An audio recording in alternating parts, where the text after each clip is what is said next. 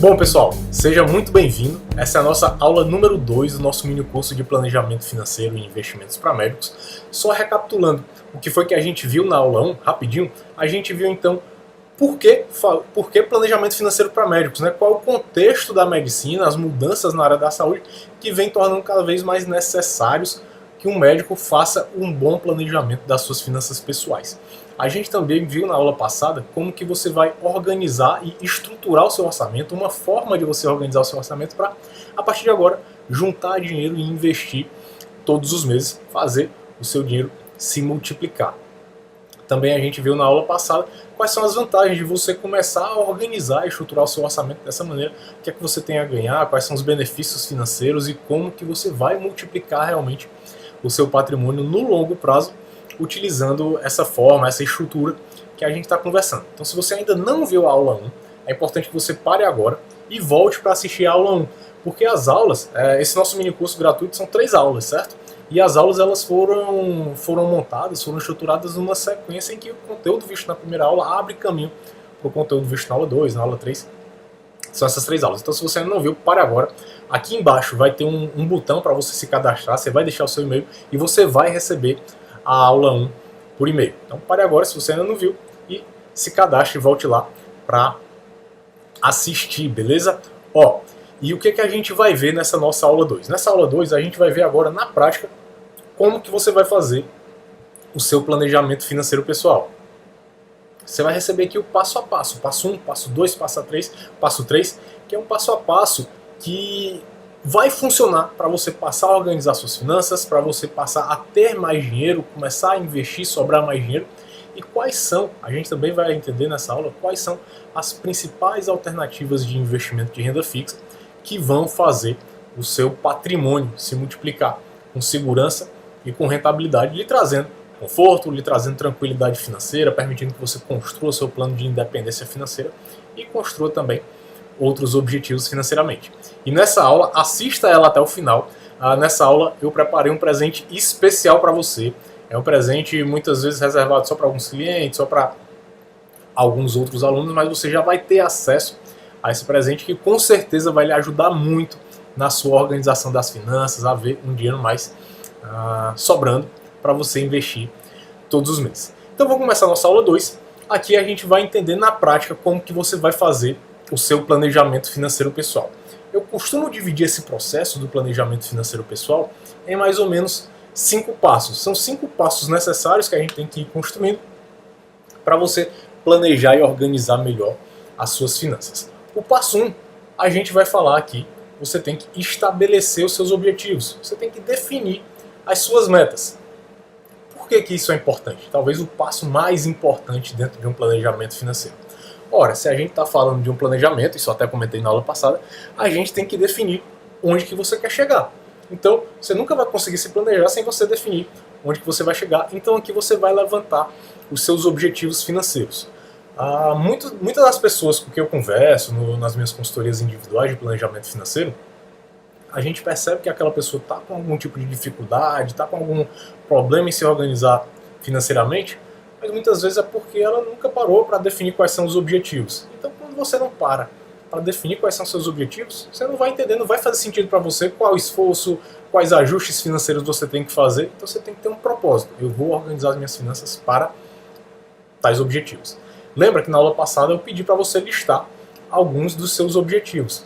Mas é importante a gente entender que existe uma forma correta de definir as nossas metas financeiras, nossos objetivos financeiros. Primeiro, você tem que entender, na hora de levantar esse objetivo, você tem que refletir por que esse objetivo é importante para você. O que é que efetivamente você ganha ao alcançar esse objetivo.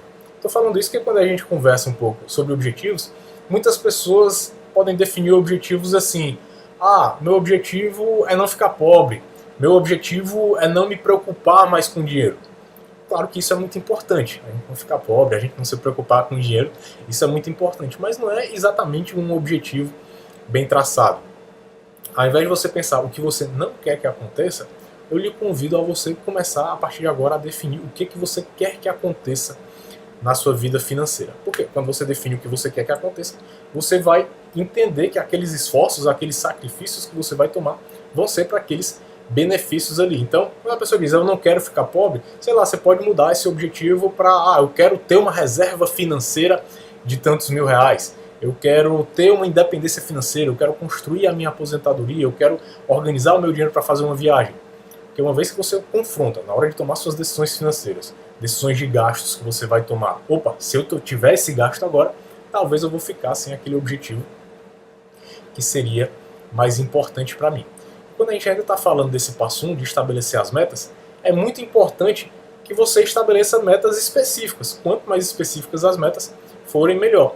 E também, Davi, eu traço esses objetivos. Objetivos de curto prazo, de longo prazo, o que é que eu traço? Não importa. O que a gente está falando aqui é de um uso do dinheiro, é de um bom uso do dinheiro para você. Como que você vai fazer um bom uso do dinheiro para alcançar os seus principais objetivos, sejam eles quais forem. Então aqui você vai levantar sim objetivos de curto prazo, caso você tenha, objetivos de médio prazo e de longo prazo. Mas é importante que a gente aprenda a definir essas metas financeiras de uma forma correta, da forma mais específica possível. Quando a gente conversa com alguns clientes, ou mesmo com alguns alunos, a gente sempre vê alguns pontos que poderiam ser melhorados, né? Por exemplo, quando é convidado a traçar essas metas, a gente sempre tende a traçar metas um pouco vagas, assim, eu queria comprar um carro, eu queria trocar o meu carro, eu queria fazer uma viagem, eu queria montar um negócio, eu queria reformar minha casa. Já o início. Mas concorda comigo que somente a gente dizer que quero trocar um carro, somente a gente dizer que quero fazer uma viagem, a gente não está definindo, a gente não está se comprometendo efetivamente com nada. Então, na administração, eu sou formado em administração de empresas, a gente estuda muito como que você vai traçar metas corretas, de uma forma que você se comprometa, de uma forma que você até mesmo se empolgue e se motive para alcançar esses objetivos. É o que são chamados de metas SMART, né? Você traçando metas específicas que podem ser mensuradas, que sejam realistas também e tenham um horizonte de tempo. Então você vai pegar aquelas metas que você traçou, aqueles objetivos que você traçou, espero que tenha traçado na reunião passada. Se você não traçou, pare agora e defina pelo menos 3 objetivos que você gostaria de alcançar, 3 objetivos financeiros para os quais você gostaria de alcançar. Enquanto eu vou aqui tomar uma água, você vai pensar nesses objetivos, dá um pause aqui no vídeo, vai pensar nesses objetivos e também, se você já tiver definido isso na aula passada, na aula 1, você vai voltar lá, vai pegar o seu papelzinho e agora a gente vai transformar esses objetivos aqui em metas específicas. Faça isso aí enquanto eu tomar minha água.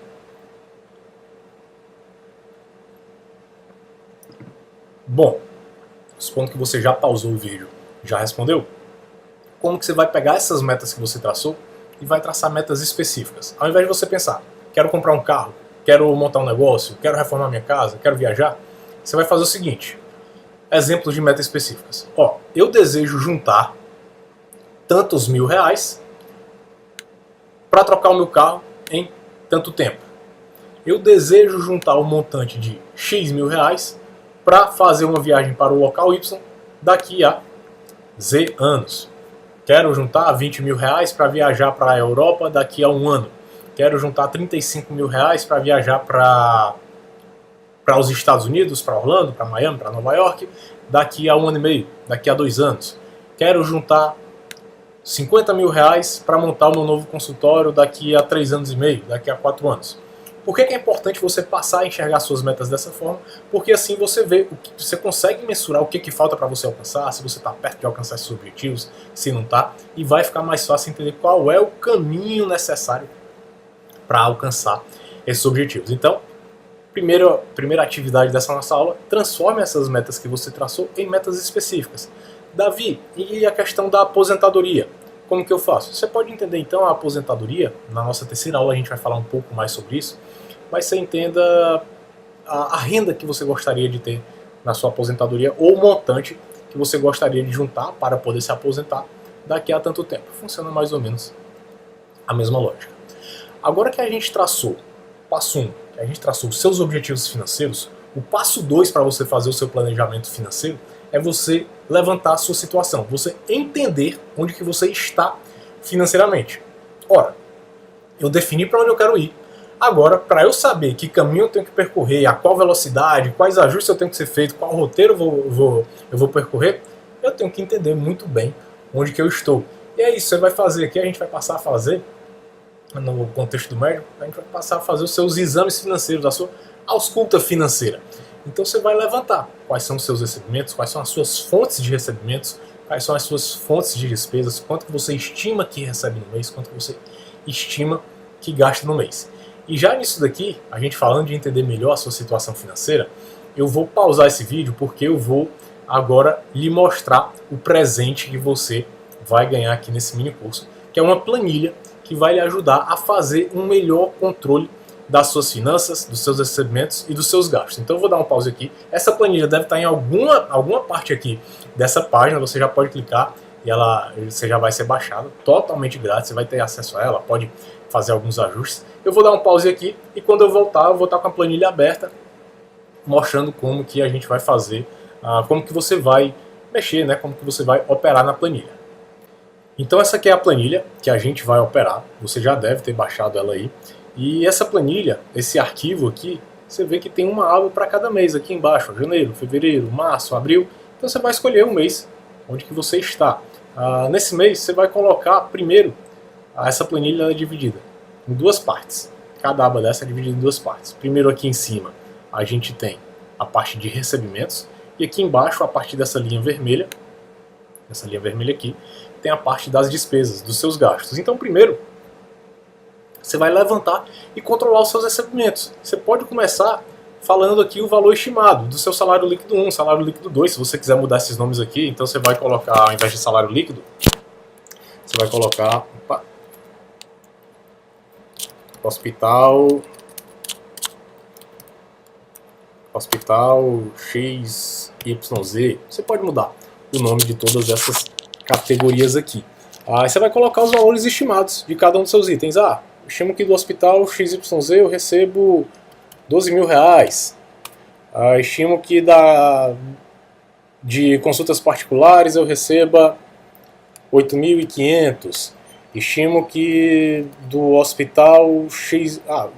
eu coloquei plano de saúde que recebe 12 mil reais. Estimo que do hospital XYZ eu receba 5.500. Aqui você vai ter estimado. Se você quiser excluir alguns desses itens, você pode também, né? Pode excluir. E conforme você vai recebendo o seu salário, esses valores, você vai colocando aqui e já vai comparando o que tinha sido estimado versus o que foi realizado. Por exemplo, no dia 5, você estimava receber dos planos de saúde 12 mil, você recebeu 10 mil reais. No dia 7 das consultas particulares, você estimava receber 8.500. Vamos supor que todas as consultas você tenha recebido num dia só para ficar mais fácil aqui, você acabou recebendo 12 mil, mais do que estimava. E aqui do hospital XYZ, no dia 9 você estimava receber 5.500, recebeu 7 mil. Então ele mostra aqui, total de recebimento, você estimava receber 26 e recebeu 29 mil reais nesse mês. Então você vai fazendo as suas comparações, vai colocando aqui as informações, e do mesmo jeito aqui embaixo você vai poder comparar o que tem sido estimado. É importante que você comece estimando, e aqui você vai podendo levantar os seus gastos. De aluguel ou da prestação eu gastei 2.500, de condomínio eu gastei nesse dia aqui 900 reais, com plano de saúde eu gastei, plano de saúde familiar, por exemplo, eu gastei 1.500 reais. Você vai poder utilizar essa planilha, que ela já vai lhe ajudar bastante a ter um melhor controle das suas finanças. Então é uma planilha bem pensada, bem completa, você pode mudar esses itens aqui, e aqui ela já vai aparecendo também, ao final, como você vai preenchendo, vai aparecendo uma composição dos gastos, quanto que você gastou em cada uma das categorias, moradia, saúde, despesas pessoais, educação, gastos familiares, e você vai poder fazer um controle bem completo. É um presente que eu estou lhe dando.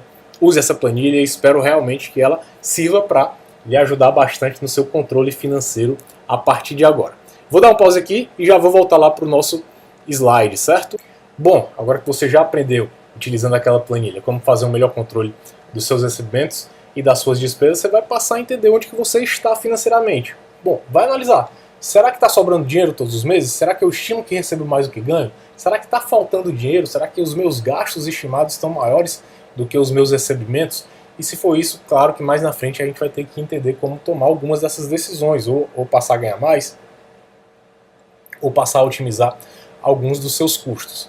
Na hora de levantar a sua situação, não somente levante como que está sendo a sua rotina financeira, o seu dia a dia de ganhos e gastos. Mas você vai entender também como que está o seu patrimônio, seus investimentos, você vai fazer um balanço patrimonial, quais são as aplicações que você tem, os bens que você possui, as dívidas que você tem. É muito importante também, caso você esteja numa situação de dívidas, você levantar, fazer um mapeamento das dívidas, porque já nesse passo você vai passar a ter uma maior consciência financeira de como que está realmente sua situação financeira, sua situação patrimonial e quais decisões a gente vai ter que tomar. Então você já vai enxergar, bom, será que a forma como eu estou utilizando meu dinheiro vai me aproximar dos objetivos que eu acabei de traçar no passo 1? Será que eu vou ter que entender como otimizar alguns itens do meu orçamento, de repente cortar alguns custos para fazer sobrar mais dinheiro para os meus objetivos? Pessoal, aqui já adiantando, recentemente a gente viu algumas propagandas prometendo retornos fáceis,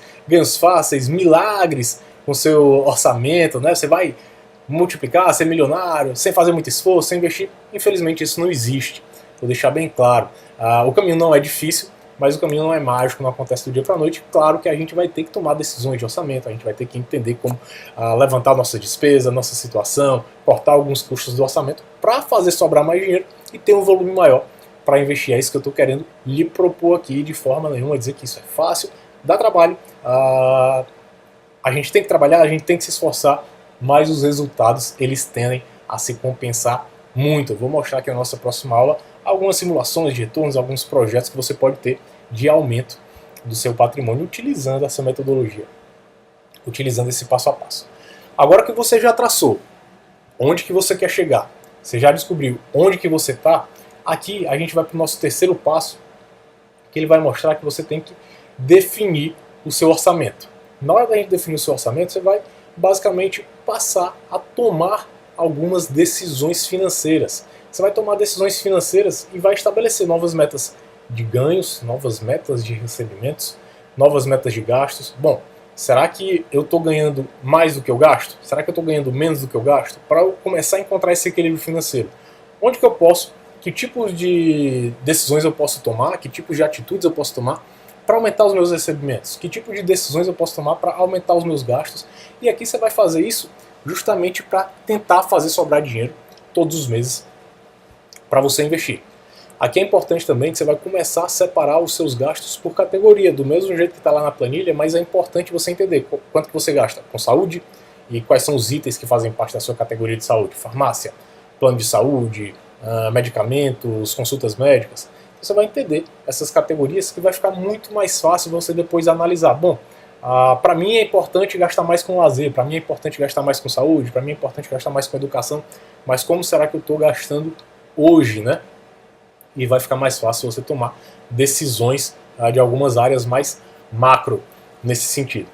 E você pode fazer esse controle do seu orçamento através dessa planilha que eu lhe mostrei, ela que serve como um presente para você, mas também você pode fazer isso através de aplicativos, você pode fazer isso através de caderninho, da forma como funcionar melhor para você. Não existe a melhor forma, não existe a forma correta, o importante é você fazer o controle do seu orçamento a partir de agora e tentar estabelecer essas metas de ganhos e de gastos para fazer sobrar o dinheiro para investir para os seus objetivos.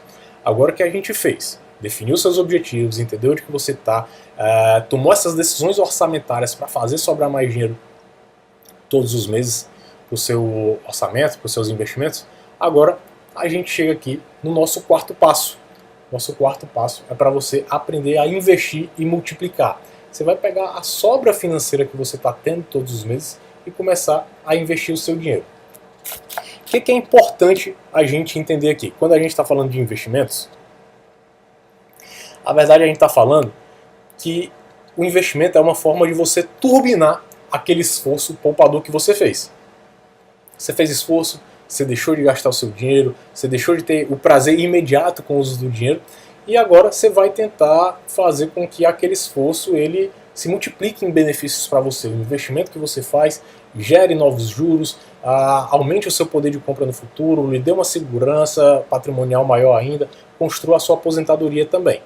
O que é importante a gente entender dessas questões dos investimentos? Bom, primeiro a gente tem que entender que a poupança, caderneta de poupança, ela não é investimento. Tudo bem que ela lhe dá alguma remuneração, mas quando você compara o rendimento da poupança com outras alternativas, você está perdendo muito dinheiro, você está tomando uma decisão ruim em deixar grande parte do seu dinheiro ali basicamente parado na poupança. Dá um retorno, mas existem outras alternativas com muito mais segurança e com muito mais rentabilidade que vão fazer sentido para você. Daqui a um pouquinho no nosso próximo slide a gente vai passar a ver sobre isso. E quando a gente está falando também principalmente de aposentadoria, o médico tem que entender que o fundo de previdência ele não é a única opção de investimento que tem. É muito comum a gente ver médico, não, mas eu já construí a minha aposentadoria e está lá naquele fundo de previdência que muitas vezes não rende tanto assim, que muitas vezes está tendo custos muito altos para rentabilidades muito baixas. Você tem que entender que o fundo de previdência ele é apenas mais uma das opções que vão servir para construir o seu plano de aposentadoria.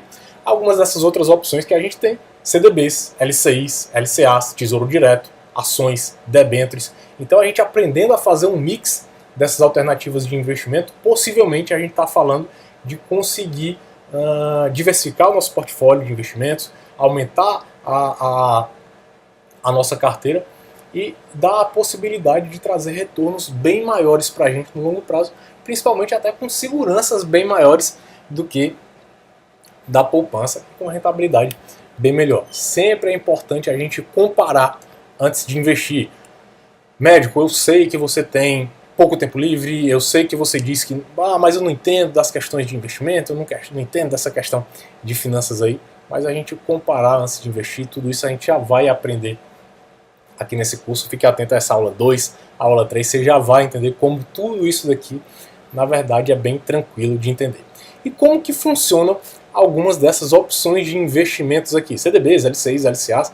Eu trouxe aqui para a gente entender, você vai começar a entender realmente como que funciona na prática algumas dessas opções. Por exemplo, a primeira delas, que já é uma das primeiras opções para a gente sair da poupança, uma opção básica, você já deve ter ouvido o seu gerente de investimento, o seu gerente do banco, na verdade, falando um pouquinho sobre isso com você, que é o CDB. O CDB, na verdade, ele é o certificado de depósito bancário. Como que funciona? O que na prática significa? O CDB ele é um título privado que é emitido exclusivamente pelos bancos. Então, é um investimento que você faz somente através dos bancos. O que na prática você está fazendo ao investir no CDB? Na prática, você está literalmente emprestando dinheiro para o banco. Você vai lá no banco, Banco do Brasil, Itaú, Bradesco, qualquer banco, e você empresta o seu dinheiro para o banco. O banco vai usar o seu dinheiro para emprestar para outras empresas, outras pessoas físicas, e vai lhe dar uma remuneração depois do prazo acordado, uma remuneração acordada depois do prazo acordado. A gente tem que entender também que nos CDBs a liquidez e a rentabilidade elas são variadas, certo? Enquanto na poupança é a mesma remuneração para todos os bancos vão dar a mesma remuneração da poupança, o CDB ele varia. Pode ser que o banco A lhe ofereça uma remuneração, pode ser que o banco B lhe ofereça uma remuneração maior. Isso aí vai variar de acordo com o risco desses bancos e também a liquidez, que é a capacidade, o prazo que você vai poder colocar o seu dinheiro de volta no bolso, ele varia. Então, assim, às vezes você tem que ficar atento que esses CDBs têm liquidez de 2 anos, 3 anos, até de 5 anos. Se você investir hoje, você vai ter que ficar 2 anos, 3 anos, 5 anos com aquele dinheiro parado. O que em alguns casos é bom, isso aí faz com que a gente se proteja de si mesmo, né? Então você evita de gastar aquele dinheiro com alguma outra coisa, já garante aquele dinheiro rentabilizando num prazo um pouco maior. Mas se isso não for bem planejado, se isso não for bem estruturado, você corre o risco de investir em alguma dessas alternativas e no meio do caminho acontecer algum imprevisto, você ter que resgatar e só vai poder contar com esse dinheiro daqui a 2 anos, daqui a 3 anos, pode acabar se prejudicando financeiramente. Então é importante na hora de escolher um bom CDB, você entender mesmo qual a liquidez você pode contar, qual a rentabilidade, se aquela rentabilidade está boa, ou se existem outras opções no mercado que podem funcionar um pouquinho melhor para você. E o risco do CDB, o importante, é legal também, que o CDB ele acaba sendo uma opção bem confiável, não tão arriscada assim, porque ele conta com a garantia do FGC, que é a mesma garantia da poupança. Ele conta com a garantia do FGC, que é até R$250 mil. Então você empresta o dinheiro para o banco. Se aquele banco quebrar, você vai ter até R$250 mil de volta. Ah, Davi, mas se eu investir R$10 mil e o banco quebrou, eu recebo 250? Aí não, né? Parece piada, mas eu já ouvi Eu já ouvi essa pergunta várias vezes. Claro que não. Você vai receber até 250 mil reais do valor que você tem lá. Se eu tenho um 10, o banco quebrar, eu vou receber 10. Se eu tiver 300, se eu tiver 500, 600 mil reais e o banco quebrar, eu vou receber até 250 mil reais por banco, tudo bem? Mas isso já significa que para nós, pequenos e médios investidores, os CDBs trazem sim uma boa segurança, né? Pra contar com essa garantia de até 250 mil reais no caso de quebra de alguns desses bancos, deixa a gente bem protegido também. Como que funciona a dinâmica do CDB? Ora, a gente já viu que num CDB, na verdade isso aqui ele vai resumir as principais alternativas de investimento de renda fixa. Então agora você vai entender como que funciona de fato toda e qualquer alternativa de investimento de renda fixa. Então vamos lá, como que funciona essa dinâmica do CDB? De um lado tem você aqui, cheio do dinheiro, quebrou o porquinho na sua casa, né? Vou lá. Do lado está aqui você é o investidor, do outro lado está o banco. Então como que funciona? Primeiro, você vai emprestar o seu dinheiro no banco. Você vai depositar o seu dinheiro lá no banco, né? E o banco ele vai lhe dar um papel, vai lhe dar um reconhecimento de que você fez aquele depósito, é o certificado de depósito. Aquele papel ele vai constar o prazo que o banco vai ficar com o seu dinheiro, quando que ele vai devolver o seu dinheiro e a quais taxas de juros. Isso aí vai ser um acordo que você vai fazer com o banco. Pode parecer que não, mas muitas vezes é um acordo. Você consegue barganhar retornos um pouquinho melhores, liquidez um pouquinho melhores para você. Você pode tentar negociar tudo isso aí com o seu gerente. De posse do seu dinheiro, o que o banco vai fazer? Ele vai emprestar o seu dinheiro para...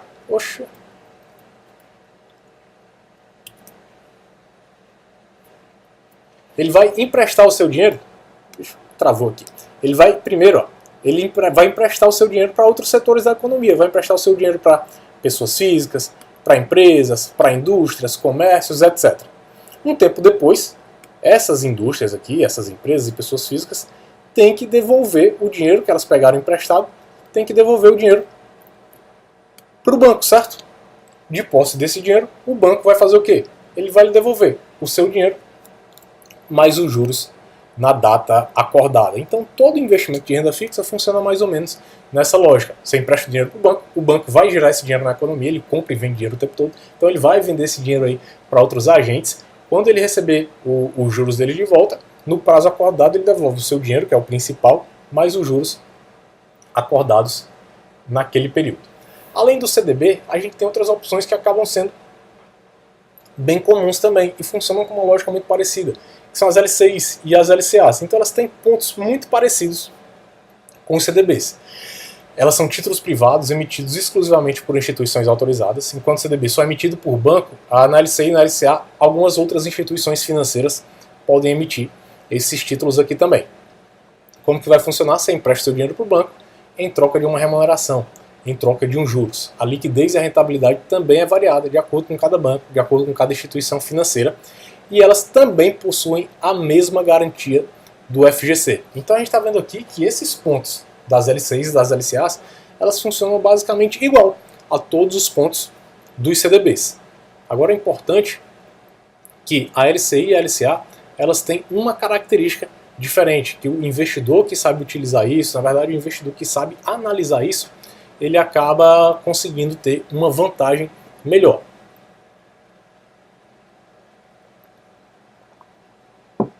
Que é diferenças, né, que possuem a LCI. É porque a LCI ela é letra de crédito imobiliário. Elas são títulos emitidos exclusivamente para captação de recursos para financiamento imobiliário. Já a LCA é a letra de crédito do agronegócio, a letra de crédito agrária, que são títulos emitidos exclusivamente para captação de recursos para financiamento agrário. Então, os recursos que o banco, a instituição financeira captar através do LCI ou através da LCA têm que ser destinados para financiamentos agrícolas ou financiamentos imobiliários. Até aí tranquilo. Mas as LCIs e as LCAs, elas têm uma característica também muito importante. É aquela que eu estava falando, que o investidor que sabe utilizar isso acaba tendo boas vantagens no futuro, principalmente no longo prazo. Que é o quê? O grande benefício de se investir na LCI e na LCA é que elas têm isenção de imposto de renda para a pessoa física. Então, se você é pessoa física, independente do valor que você colocou lá, o valor que você lucrar não vai ser tributado. Enquanto o CDB você é tributado com a tabela a tabela regressiva do imposto de renda, conforme o prazo vai passando, o prazo vai aumentando, você vai tendo uma tributação um pouquinho menor só sobre os lucros. Aqui na LCI e na LCA você não vai ter tributação. Então você vai ser isento de imposto de renda, o que acaba sendo muito interessante. Agora, não caia no papo, eu já vi muita gente caindo, talvez você já deve ter ouvido essa conversa aí. Doutor, invista, o gerente do banco ele liga, né? Diga, doutor, não, invista aqui na nossa LCI, invista na LCA que é melhor, que você não paga imposto de renda. Doutor, doutora, invista aqui que é melhor do que você não pagar imposto de renda. Não, nem sempre. Nem sempre vai ser melhor você investir na LCI e na LCA para não pagar imposto de renda. A gente tem que comparar. Porque dependendo do retorno que o CDB estiver dando, dependendo do retorno que o Tesouro Direto estiver dando, o Tesouro Direto é a próxima alternativa que a gente vai ver. Dependendo do retorno que essas alternativas estiverem dando, às vezes compensa mais você investir nessas alternativas, pagar o seu imposto de renda, você acaba tendo mais dinheiro do que investir no LCA. Então a gente tem que sempre comparar qual é a remuneração de cada uma delas. Beleza, no LCI eu vou ganhar tanto e não vou pagar imposto de renda. Mas se no CDB eu ganhar tanto, pagar o meu imposto, será que eu vou ter mais do que eu teria com a LCI? Depois eu vou lhe mostrar como que você vai fazer essa comparação. Mas é assim que funciona a LCI. E quando é vantajoso, claro que compensa a gente não contar, não precisar pagar imposto de graça, né? Isso aqui é tudo da lei, tudo ok. Se a gente puder fugir dos impostos, ótimo, vai ser mais dinheiro para o seu bolso. Fugir dos impostos de uma maneira legal, certo? Que é o caso aqui. Ótimo, mais dinheiro para o seu bolso. E aí, por último, a gente tem aqui mais uma das opções que todo mundo já deve ter ouvido falar, todo mundo tem muita curiosidade, que são os títulos públicos ou Tesouro Direto. Também mais uma das alternativas de investimento muito interessantes de renda fixa. Como que funcionam os títulos públicos e Tesouro Direto? Bom, primeiro para a gente entender essa diferenciação, né? O que é título público e o que é Tesouro Direto. Antes, para você investir em título público, você só conseguia fazer isso de uma maneira indireta. Você colocava o seu dinheiro em um fundo de investimento, em um fundo de pensão, em um fundo de previdência, e esse fundo comprava os títulos públicos. Então você só fazia isso de uma maneira indireta, mas isso aí incidiam taxas, né? Não era tão acessível assim. E aí, com o tempo, a partir de 2002, o governo querendo dar mais acessibilidade a nós, pequenos e médios investidores, querendo dar mais acessibilidade a alternativas de investimento, o governo criou um programa chamado Tesouro Direto. O Tesouro Direto ele é um sistema onde nós vamos ter acesso diretamente aos títulos do Tesouro, que são os títulos públicos. Então, só para a gente entender a diferença mesmo no conceito, título público é o título que você compra através do Tesouro Direto. O Tesouro Direto é o sistema. Lógico que para a nossa conversa aqui, estou investindo em título público, estou investindo em Tesouro Direto, é a mesma coisa, né? Ninguém vai ser chato. Ah, você investe no Tesouro Direto? Não, eu invisto em títulos públicos através do Tesouro Direto. Tem gente besta para tudo. Por isso que eu gosto por isso que eu gosto de colocar essa diferenciação, né? Mas aqui para o nosso bate-papo, Tesouro Direto, título público, a gente vai entender como a mesma coisa, que é você investir nos títulos do governo, né? Então os títulos públicos eles são títulos emitidos pelo governo federal. O legal dos títulos públicos é que eles têm rendimentos bastante competitivos, muitas vezes maiores até do que os CDBs, maiores até do que as LCIs. Eles têm baixas taxas de administração e de custódia. Hoje a taxa está sendo 0,25% ao ano. Então, conforme os títulos que você vai cobrar lá, que é cobrado pela B3, né, a antiga Bovespa, cobra 0,25% ao ano. Até pouquíssimo tempo atrás era 0,3%, agora caiu um pouquinho para 0,25%. A maioria das corretoras, a maioria dos bancos acaba não cobrando nada para você investir lá, você só tem que cobrar, só tem que pagar essa taxa aí para B3, que é a Bovespa. E o interessante é o seguinte, quando você vai investir num CDB, quando você vai investir numa LCI, para você ter rendimentos competitivos, para você ter rendimentos interessantes, muitas vezes você tem que entrar lá com uma bolada um pouco maior. 5 mil, 10 mil reais. Não, doutor, se você tiver aqui 50 mil reais, eu consigo uma condição melhor para você no nosso CDB. Se você tiver 50, 30, 40 mil reais, consigo uma condição melhor para você no nosso LCI. Já os títulos públicos, você tem condições tão competitivas quanto, tão acessíveis quanto, mas você, para investir em título público, você precisa da bolada, você precisa do dinheiro todo de 30 reais. Com a partir de 30 reais, você já consegue ter acesso aos investimentos nos títulos públicos, que adianto, são as alternativas de investimento mais seguras que existem no mercado. Então eu gosto muito dessa alternativa de investimento, que ela é uma alternativa barata, ela é acessível, ela é rentável e ela é também segura. Então a gente está aliando três características muito boas de uns investimentos, que isso tudo a gente vai ter acesso através dos títulos públicos, e também que a liquidez é diária. Você compra um título, mesmo que ele tenha um vencimento de longo prazo, mesmo que ele tenha um vencimento para 2050, 2045, você pode vender esse título a qualquer momento. Dependendo da condição, isso tem que ser bem analisado, dependendo da condição, você pode ter um lucro bem maior ou sair de repente num prejuízo, mas a liquidez é diária. Você pode ali vender o seu título a qualquer momento, diferente da CDB, diferente da LCI, que às vezes você fica com dinheiro preso por 2 anos, 3 anos. Nos títulos públicos isso não acontece. Bom, a gente viu que nos CDBs e nas LCIs, a garantia daqueles títulos, o risco é do banco quebrar, você emprestou dinheiro para o banco, o risco é do banco quebrar. Mas você tem a garantia do FGC, de R$250 mil. Já nos títulos públicos, você está emprestando dinheiro para o governo, você está emprestando dinheiro para o país. A garantia, o risco então, é do país quebrar, do país dizer que não vai mais pagar os investidores. Pô, Davi, agora que eu não invisto mesmo nesse negócio aí, viu como é que pode, o Brasil sai um ruim, entra um doido, entra um pior, tá uma bagunça política aí, bagunça econômica, eu não invisto no Brasil não. Calma. A gente tem que ver que muitos meios de imprensa financeira, o que eu tô falando aqui não é visão política não, certo? Eu falo de política somente no privado com alguns amigos, mas o que a gente tem que entender é que muitos meios de imprensa, algumas casas financeiras gostam de dar uma visão mais... me fugiu a palavra, mas uma visão mais pessimista sobre o Brasil. O Brasil vai quebrar, é o fim do país, aí a gente vai virar uma nova Venezuela. Não, isso não vai acontecer. O Brasil ainda está numa situação financeira muito sólida, muito confiável, então o Brasil ainda é um local muito seguro para a gente investir o nosso dinheiro. Davi, ok, mas os títulos públicos têm a garantia do FGC? Não, os títulos públicos não têm garantia do FGC. Então você não conta com aquela garantia de R$250 mil. Eita, Davi, mas você não disse que era o mais seguro? É, porque os títulos públicos, eles contam com a garantia do Tesouro Nacional. Você está emprestando dinheiro para um país, então você conta com a garantia da instituição daquele país. O Brasil, um país qualquer, dizer que vai dar um calote, dizer que não vai mais pagar os seus investidores, isso gera uma crise diplomática até muito grande, porque a gente tem que entender que não somos só nós, não é só o Davi ali, pequenininho, colocando um pouco de dinheiro dele. Não, quem investe dinheiro em títulos públicos são grandes fundos internacionais, são outros países, são fundos de pensões gigantescos. Então o Brasil não vai, de uma hora para outra, dizer que não vai mais pagar os credores, né? Isso gera uma crise econômica imprescindível.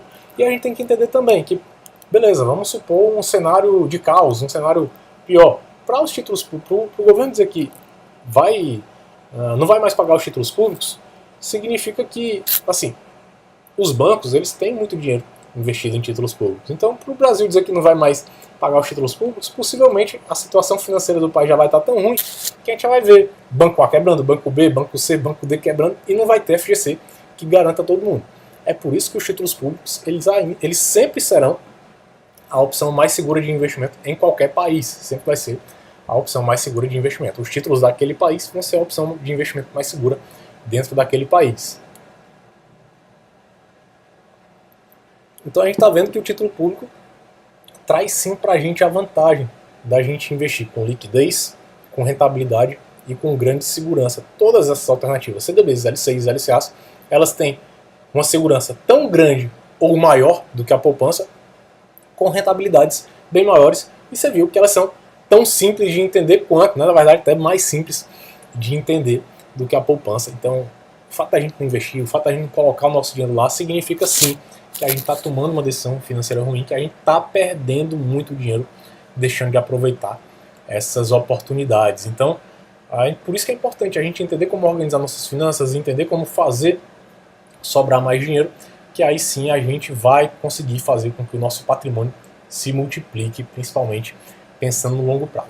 Então vimos aqui até agora, nós vimos os 4 passos para você se organizar, para você se planejar financeiramente. Eu disse que são 5. Passo 1, estabelecer suas metas. Passo 2, entender onde que você está. Você vai controlar as suas finanças a partir de uma planilha, a partir de um aplicativo.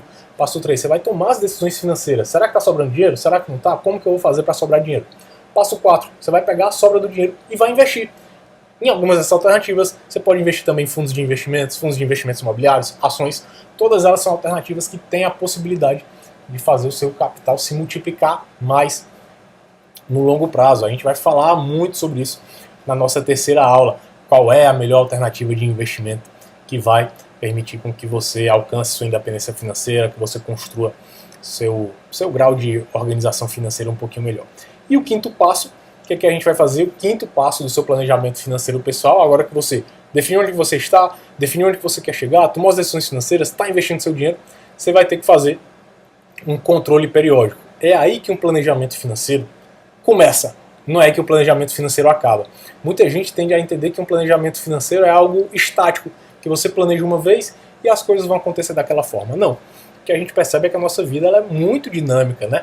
Então você vai ver ao longo do tempo algumas oportunidades surgindo, alguns objetivos se realizando, como você vai tomar novos cenários frente a outros contextos. Por isso que é importante a gente fazer sempre esse controle das nossas finanças. Então você vai fazer aqui um check-up periódico. Você tem que ir no médico periodicamente, você vai fazer aqui um check-up, você vai entender como que está a situação, você vai entender se o seu padrão de vida aumentou, se diminuiu, de repente chegam os filhos, de repente chegam mais filhos, de repente é um casamento, é uma mudança de casa, etc, etc. São situações diferentes, então você vai tomar novas decisões frente a essas novas circunstâncias, entender se os seus investimentos estão rentabilizando da maneira como você tinha estimado, ou se eles estão rentabilizando mais, ou se eles estão rentabilizando menos, que novas decisões você vai tomar a partir daí. Então são esses os 5 passos para a gente planejar nossas finanças. E aí, dentro de tudo isso, entendendo um pouco mais quais são esses investimentos que a gente viu, sempre gera essa dúvida, né? Tudo bem, Davi, beleza, mas e aí, qual é o melhor investimento? Isso é algo que a gente vai ver na nossa terceira aula. Então, na nossa terceira aula, a gente vai entender quais são os melhores investimentos que você vai escolher para você. Na verdade, a gente vai entender o que significa realmente o melhor investimento. E também na nossa terceira aula, a gente vai entender como construir e planejar a sua aposentadoria a partir de agora. A aposentadoria, que é um dos grandes objetivos do médico, talvez um dos principais objetivos do médico, como que eu vou construir uma renda que não dependa somente da medicina, como que você vai construir e planejar a sua aposentadoria a partir de agora. É tudo isso que a gente vai ver na nossa terceira aula, então não perca, ela está imperdível mesmo, muito boa. Recomendo que você assista assim que puder. Esse mini curso ele vai sair do ar em pouco tempo, então já fique atento. Você vai receber por e-mail a terceira aula, mas se você não se cadastrou ainda, aqui embaixo vai ter um botão para você se cadastrar, para você receber todas essas aulas por e-mail, não perder nenhuma aula. E também quero lhe fazer um convite rapidinho. Se você está gostando desse material até aqui, compartilhe esse vídeo, pegue esse link, compartilhe com seus amigos, com seus colegas, nos grupos de WhatsApp, ou mande para algum amigo que você acha que vai se interessar, para a gente conseguir impactar o maior número de médicos possíveis. Então, jogue lá no grupo de WhatsApp, no grupo de hospital. Com certeza, muito mais gente precisa desse tipo de conhecimento e você vai ajudá-los nessa questão de uma melhor organização das finanças, para ter mais qualidade de vida, para conseguir investir melhor o seu dinheiro e para construir um bom patrimônio, para ter mais tranquilidade. Então vamos lá, lhe aguardo na nossa terceira aula, que a gente vai entender o que significa o melhor investimento, qual é o melhor investimento e como que você vai construir e planejar a sua aposentadoria a partir de agora. Vou ficando por aqui, um abraço e até mais!